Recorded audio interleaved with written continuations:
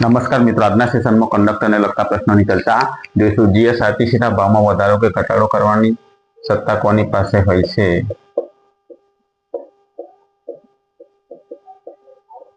રાજ્ય સરકારની ગુજરાત સ્ટેટ ટ્રાન્સપોર્ટની સ્થાપના કયા એક્ટ હેઠળ થઈ? Road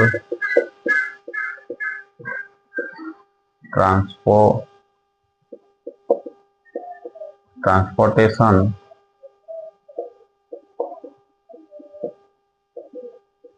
corporation act 1950.